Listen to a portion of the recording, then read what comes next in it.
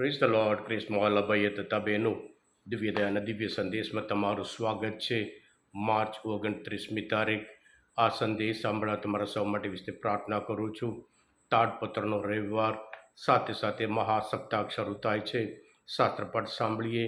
માથ્યુનો ગ્રંથ 21મો અધ્યાય, પહેલી કડીથી 11મી કડી સુધી.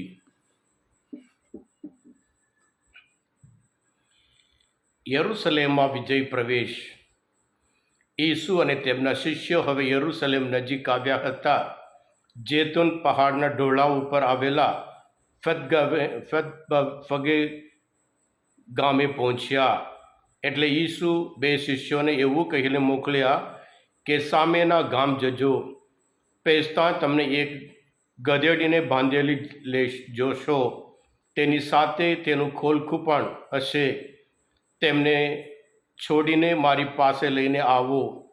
કોઈ તમને કંઈ કહે તો કહેજો કે પ્રભુને એમની જરૂર છે. એને થોડી વાર તેમને પાછા મોકલી આપશે. પૈગંબર મુખ્ય ભાગ્યું હતું, યરૂશલેમને ખબર કરો, જો તારો રાજા તારી પાસે આવે છે. એ નમ્ર ગધેડા ઉપર, ભારવાહી પશુના બચ્ચા ઉપર બેસી આવે છે. તે સાચું પડે એટલા ખાતર આમ બન્યું. શિષ્યોએ ઈસુના કહેવા પ્રમાણે તો કર્યું. તેઓ ગધેડીને તેના ખોલકાને લઈને આવ્યા અને તેમના ઉપર પોતાના વસ્ત્રો નાખ્યા. એટલે ઈસુ ઉપર બેઠા. ટોળામાંના ઘણા લોકોએ પોતાના વસ્ત્રો ઉપર રસ્તા ઉપર બીજાવ્યા, જ્યારે બીજાઓએ ઝાડની ડાળીઓ કાપીને રસ્તા ઉપર પાથરી દીધી. અને ઈસુની આગળ અને પાછળ ચાલતા લોકો પોકાર કરવા લાગ્યા, દાવીદના પુત્રનો જય જયકાર હો. પ્રભુને નામે આવનાર ઉપર આશીર્વાદ ઉતરો. પરમધામમાં જય જયકાર હો. ઈસુએ યરૂશલેમમાં પ્રવેશ કર્યો ત્યારે આખું શરીર ખળબળી ઉઠ્યું અને લોકો પૂછવા લાગ્યા, આ કોણ છે? અને ટોળાએ જવાબ આપ્યો, એ તો ગાલિલના નાસરેતના પૈગંબર ઈસુ છે. આ પ્રભુની વાણી છે. તે આપણો આધાર છે. ક્રિસ્મોલ ભાઈ બહેનો, પવિત્ર અઠવાડિયામાં આપણે પ્રવેશ કરીએ. મહાસપ્તાહમાં તપૃતનો છેલ્લો દિવસ છે અને આજના શાસ્ત્રપાઠ ઉપર મનન ચિંતન કરીએ. ક્રિસ્મોલ ભાઈ બહેનો, આજકાલ આપણે જાણીએ છીએ રોડ શો. દરેક નેતાઓ પોતાના જે પાવર હોય, કેટલી તાકાત હોય એ બતાવવા માટે, પોતાના જે સપોર્ટર્સ કેટલા છે બતાવવા માટે રોડ શો કાઢતા હોય છે. દરેક પક્ષના લોકો, દરેક પક્ષના નેતાઓ. અને એવી જ રીતે આજના શુભ સંદેશમાં આપણે જોઈએ છીએ પ્રભુ ઈસુના યરૂશલેમ પ્રવેશ. ક્રિસ્મોલ ભાઈ બહેનો, યહૂદી લોકો ખરેખર કંટાળી ગયા હતા આ રોમ સામ્રાજ્યના ક્રૂરથી, ગુલામગીરીથી. એટલે ક્યારે મસીહા આવશે, ક્યારે આપણે મુક્ત કરશે, મને રાહ જોતા હતા. અને આજના શુભ સંદેશમાં જ્યારે પ્રભુ ઈસુ એમના શિષ્યોને કહ્યું હતું, જાઓ અને ત્યાં એ ગધેડા અને એનું ખોલખું, જે બચ્ચા ઉપર કોઈને અત્યાર સુધી ના બેઠા હોય એવા, એને પણ લઈને આવો. ક્રિસ્મોલ ભાઈ બહેનો, પ્રભુ ઈસુને ખબર છે કે ગધેડું ક્યાં બાંધેલું છે, ખોલકું ત્યાં, એના ઉપર કોઈ બેઠું નથી. એક એક વ્યક્તિને પ્રભુ ઈસુ ઓળખે છે. જેવી રીતે ઝાંખી ઝાડ ઉપર બેઠો હતો, પ્રભુને ખબર હતી. પ્રભુ ઈસુને ખબર છે કે જે સમરૂની સ્ત્રી ત્યાં કૂવા આગળ બેઠા હતા. એક એક બાબત એવી રીતે તમને, અમને, મને પણ પ્રભુને ખબર છે આપણે શું કરી રહ્યા છે.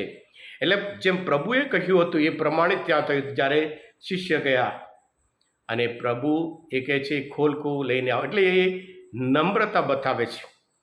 રાજાઓ આવે ત્યારે ગધેડા, હોર્સ ઉપર આવે, ઘોડા ઉપર આવે. એ ઘોડા બતાવે છે યુદ્ધ અને મરણ અને લોહી. પણ પ્રભુ ઈસુ ખોલકું ઉપર બેસીને બતાવે છે એ શાંતિના દાતા છે.